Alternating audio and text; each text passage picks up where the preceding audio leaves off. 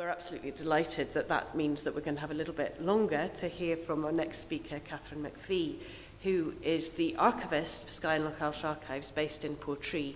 But she is an archivist of the exemplary new sort who isn't found poring over bits of paper in a back room, but she's found out in communities and working in collaboration with artists and arts development groups and with community groups and with kids and with all sorts of people who have interests in the wonderful materials that are held in the archive. She's been a fantastic catalyst for research, for exhibition production.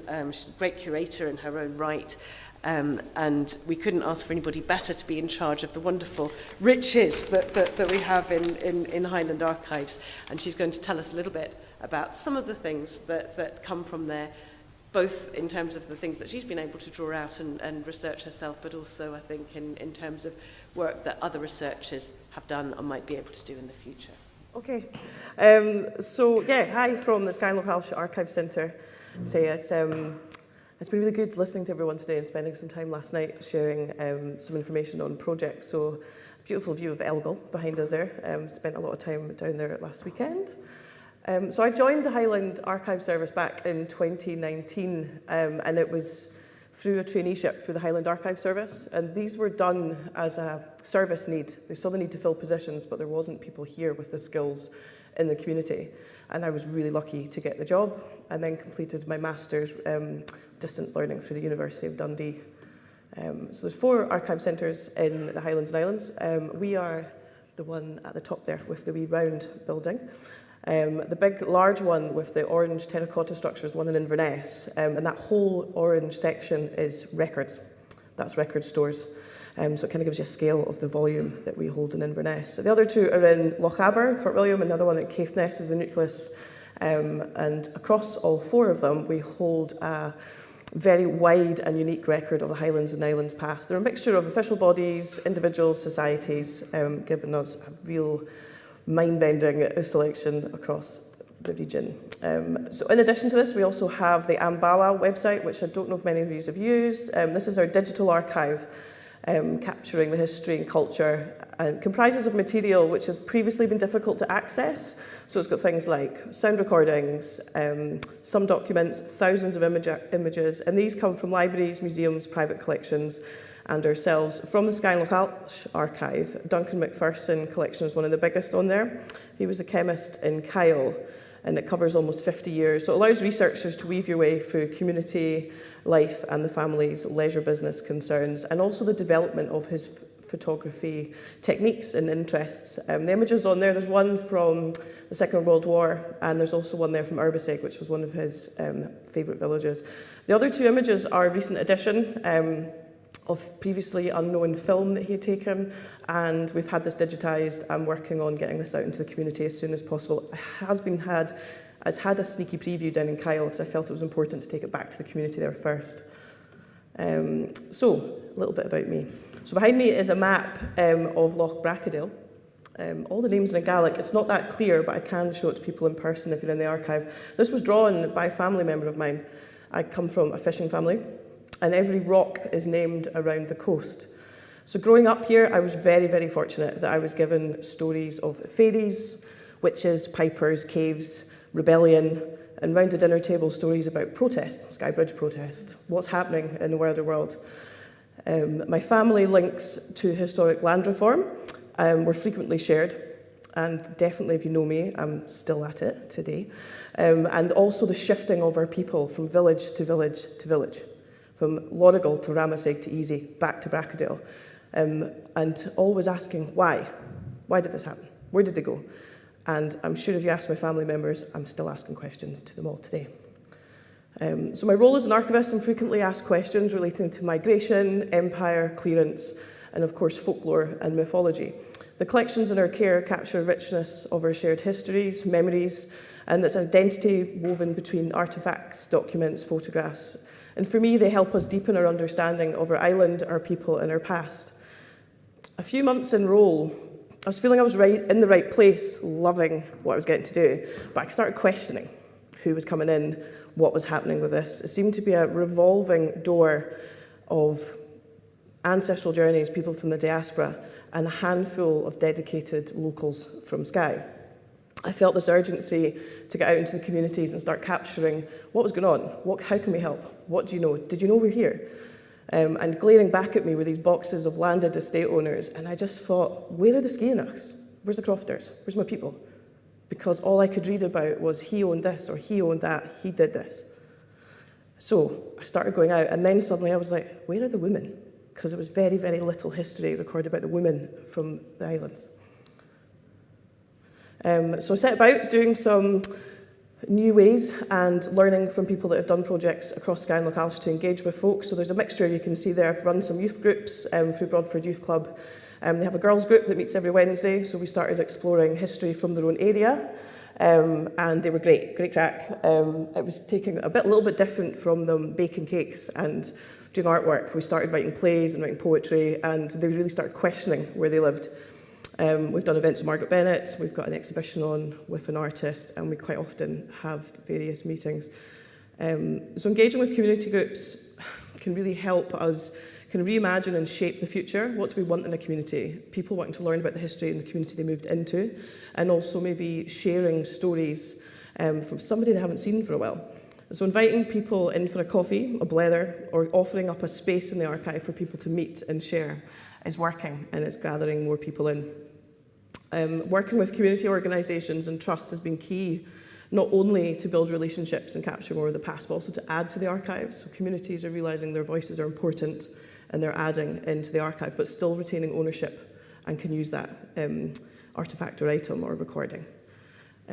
Last year, maybe over a year ago, I joined up with the Culture Collective through Shall with an artist called Louis Barbaras, who's a fireman and also a really good musician from Dunvegan. And we set about going around doing free community gatherings in 11 village halls. An archive ceilidh, you could call it, where people spoke about experiences, what was going on in their community, and also sharing some really funny stories, but there was similar threads of discussion kept popping up. So drawing on these personal experiences and shared memories of the people in Skye, Razzie and Lochalsh, this has been created into a body of work that celebrates community spaces and the talents of people living around them. So they've created an album from stories, pulled in musicians, singers, everyone from the community. In Kilmuir Hall, I was handed this photograph of Anne Beaton. And this was a joy. People were bringing in loads of things. And a relative shared her story with me because he's still trying to find out more. So Anne Beaton was born in the township of Grulin in Kilmuir around 1842. She was a child of Angus Beaton and Mary McSwan. And this young girl had already witnessed, by around about the age of 10, people in Grulin being removed and shipped to Australia in 1851. Around 1861, and we still haven't narrowed down the date for this, but we know they don't show in the census in 1861 in Grulin. The township erupted in the early morning as the factor and his employees came with metal bars, removed the family, broke the lintel over the door, and set fire to the house. Alongside her brother and mother, the family were cleared from the house she'd lived in her whole life. So they walked up to Herbista, where her older brother was living, about 3 miles just further north. And the next morning, young Anne Beaton woke up, borrowed a horse, and rode back up to her village.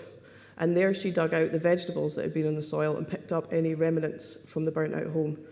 On her way back, she was spotted by the factor, who then took the horse and her back to Monkstadt. Her brother came back to pay a fine because the horse had now been grazing on Monkstadt's land. By the time she was 21, the remaining inhabitants of Grulin had emigrated to America.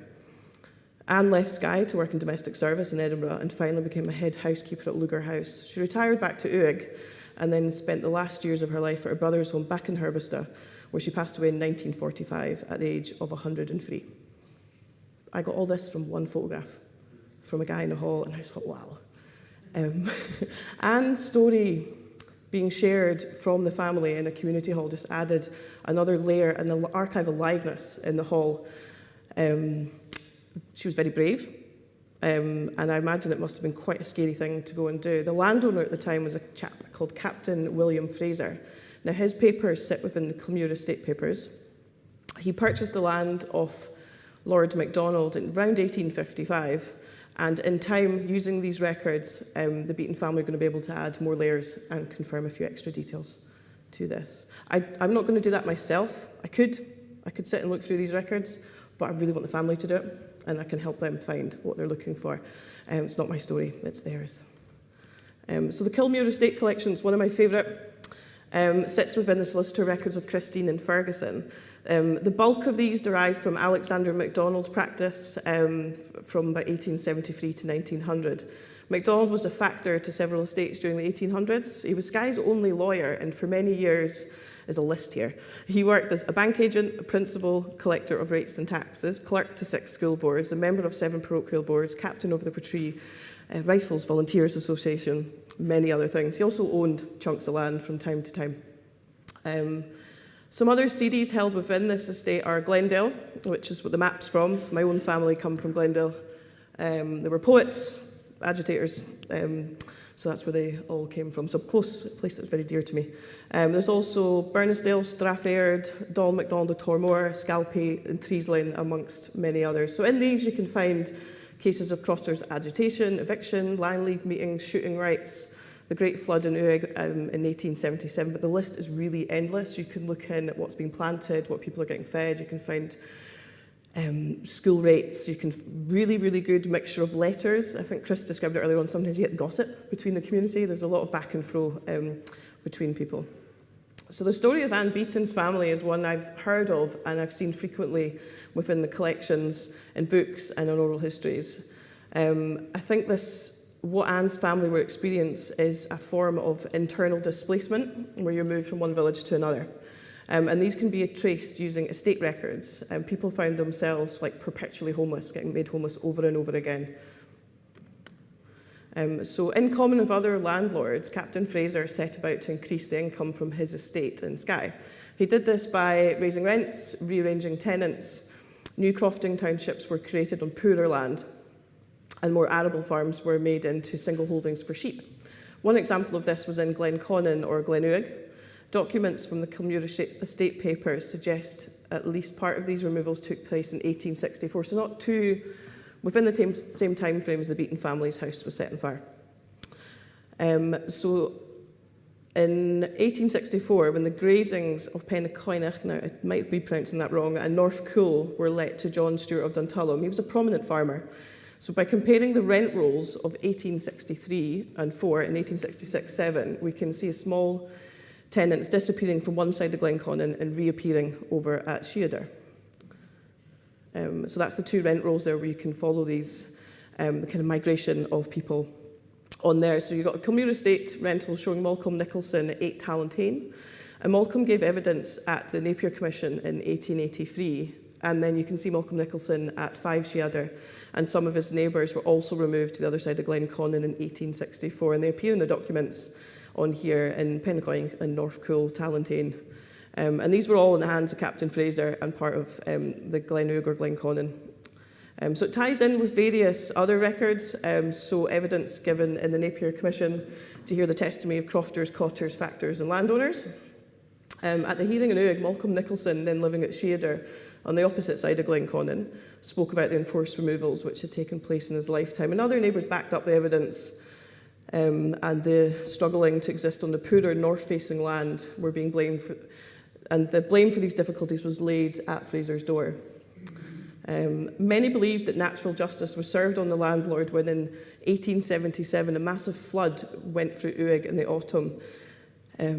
Essentially, the flood tore through the local cemetery, opened up graves, destroyed the Major's residence at Uig Lodge, and the Highlander newspaper reported, "Is it strange that nearly all the dead buried in Uig during the last 500 years should be brought up, as it is, were against the house, as if the dead in their graves arose to perform the work of vengeance which the living had not the spirit to execute." Very grim stuff. So these sharing of stories at events, I mean, I really enjoy it myself, but I find it so important to add the voice of community in, but then let community members come in and research and add to their own identity and their own community. But also for me, with this one, it's adding women's history, women's resistance. And although comprising slightly over half the human population, women have never achieved parity in the archives. Our stories, activities seldom receive adequate attention from male-dominated political, academic, intellectual and social institutions and discourses. Women can be found throughout our collections, but their narratives are harder to find. Individuals I've been working with, some artists and a couple of academics who are from Skye, are working on reclaiming the voices of women, not just in Skye but across the Gaeltacht. And hopefully, with some of their work, it will address some of these imbalances and represent an inclusive history of everyone. In 2020, a woman's name jumped out at me from the court records, and this was her Slánneach. And thanks to staff at Salmore, I was able to get her name, because I'm not a Gaelic speaker, and just check also the name of the village to make sure I was looking at the right place. So her name was Catherine McKinnon. She was accused of being a witch. So Catherine McKinnon died in 1747 after being attacked in a house in Camuscross, allegedly by Ruairi McKeon MacDonald, a tacksman of the Clan MacDonald of Armadale. He's accused in the court records of her barbarous and cruel murder. MacDonald claimed that the woman had earlier poisoned his men and sought to cause mischief after arriving at his property. The tacksman claimed that the allegations against him were false and malicious, and it's understood he was not convicted of her murder. The cruel treatment of Mrs. McKinnon, she's also described as an old beggar woman, and looking at records of women in this time, this could be anything from 28 to 88. And she may have gone to his house for help, and it's set out in the court papers in August 1754. And the McKinnon case came almost 2 decades after the witchcraft of 1735 made it illegal to accuse somebody of possessing magical powers or practicing witchcraft. So a woman in need, once MacDonald released her, she crawled up to Dewsdale Bake, and she was taken in by Donald Grant, day labourer, whose family gave her care in her final days. When I went public with this on the Witches of Scotland podcast in 2020, it was so important to be able to give a woman her name and not just be a witch, a healer. She was a woman. She was a woman in need in a community, not far from here. So giving her humanity to an individual of her past. Her story is not over, though. This fragment that I was able to pull out has been used by a researcher recently, and also in a creative way by Healing Harrow musicians Rachel Newton and Lauren McCall. They're paying a humanising tribute to these women while also exploring historical beliefs in the supernatural and modern-day parallels in our society. Each piece of music is based on a commissioned work by Offer Mary Kidd, and their tales inspired and remembrance of real women persecuted as witches, and also from some folk tales and mythology enriched in our oral history. Right, fairies, because we've done witches. So, fairy bridge. So we're talking about fairies, but we're not going into the fairy hill. We're going to be looking at Waternish. So I can't remember what age I was when I was told stories about this. I've given stories about blue fairies who would appear on the grass and could cause horses to dance. I was also given stories about the Free Church preacher, Reverend Roderick MacLeod, who held a large prayer meeting at the time of the disruption. And then one of my favourite rogues, Reverend Donald McCallum from Waternish, he held land reform meetings here at the bridge. He arrived in Skye around 1883 when he accepted a call to the parish of Waternish, and it was here he became involved in the crofters' struggle and in the humane conditions that everyone was living under. He found that most of his people had left the church, and he could only muster about 12 souls for service. The building of the church itself was in ruins, and the condition of the parishioners' houses were even worse. McCallum was interestingly imprisoned on Saturday, November 13th, 1886, which prevented him from conducting the Sunday service, so quite an interesting tactic by the police at the time. So I've been working on the Waternish estate. It feels kind of started it before lockdown, then had a lot of time off. So I'm back at it at the moment. So the Waternish estate it's such a rich collection. It dates from around 1780s. Now these dates might change because I'm cataloguing it and I keep finding, let's keep them further back in time. The MacDonalds of Waternish family and estate collection provides quite an insight into the life of a small West Highland estate over almost 200 years. So between landlords, tenants, family leisures, business concerns, and the crofting system, it had been in really bad storage. You can see some repair work that we've had done on these ledgers. We're really fortunate to receive a grant from the National Manuscripts Trust, so this will become accessible for researchers and individuals in the future. there's maps, plans, bound volumes, also a series of photographs. The one at the bottom here is the workers for the estate at Ardmore. This is actually one of my friend's crofts, this one, so it's still an active croft. And then the family records. So the family itself is really fascinating. And the letters and relationships between them, there's so much that could be written on that. But within there, you also see them, the evidence of the impact of the famine, the clearances, and then providing grain and meal to the families that they'd moved on to less favourable lands to make way for sheep. So while I've been cataloguing this, it took me to Uist. So that's another picture from the Cliff MacDonald glass slide negatives of, it just says Uist workers, it's all we have on it. So Captain MacDonald had been the tenant of an agricultural unit comprising of Killin, Grimsay and the adjacent island of Roney. Eventually he was able to sell his stock at Killin and confined himself to a few on Roney. He was recipient of this letter, protest letter in 1884 from North Uist.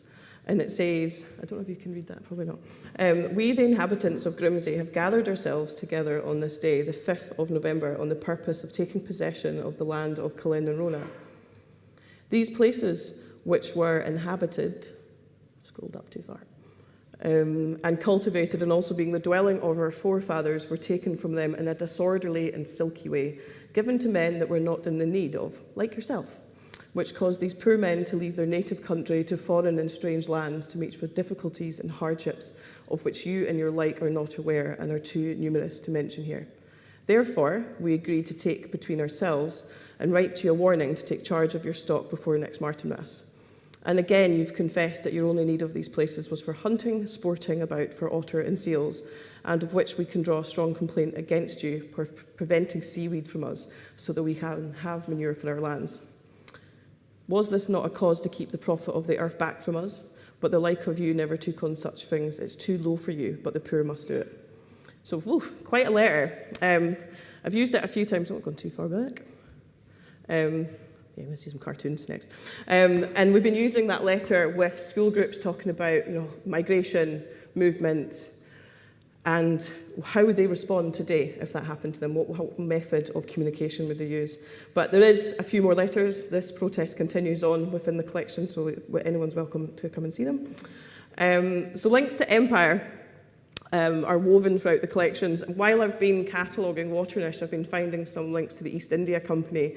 And I'm not a historian, and when I'm working, I try and learn more about that. So I've been reading up about the East Empire, East India Company, podcast books. But this collection is the MacDonald sister, and this was recently highlighted in a blog by one of our volunteers, and she's now doing a PhD in Glasgow, Grace Wright. And it's an artwork collection by Katrina and Myrit MacDonald. So two sisters whose artistic practices were informed by international travel and their Scottish roots. Both Gaelic speakers, their parents were from the Isle of Skye, Margaret MacDonald McKinnon, and from Staffin, and Dougal MacDonald, their father, who was a banker from Portree. So they were both born in India, and they lived there until about 1929. And the sisters kind of saw the steady decline of the British Empire firsthand. India became independent in 1947, South Africa in 1961, Malta in 1974. And the influence of this can be seen throughout their artwork, from cartoons exploring political issues of the time to the designs in their clothing. So it's a lot of clothing, textiles, artwork, print work in there. So Gaelic-speaking household, their work was heavily influenced by their connections with the Highlands and Islands. So for example, we've got Myrid's Dream series, commenting on contemporary changes and events in the Highlands and Islands. So this one, Giggleswift Tours, it's got a tour bus being held up by two Highland cows with the Tulm Castle in the background. So I think this says, the cows are Primrose and Daisy, and they're asking the tourists, where did you arise from, or who did you arise from? Maybe get somebody after to tell me. And then there's additionally some where they've blended Hebridean legends, and you can see the influence of the empire within them. So there's ones like this that are kind of held within the collection too. So just reflecting on their histories for me is really about understanding my identity, helping people do that, community, culture, environment, and getting power from the archives, whether that's some social justice, getting certain change for the community. It's also about our collective memory, national identity, and how we know ourselves as individuals. So for me, the archives are a place of identity, memory, and our history is rooted in them.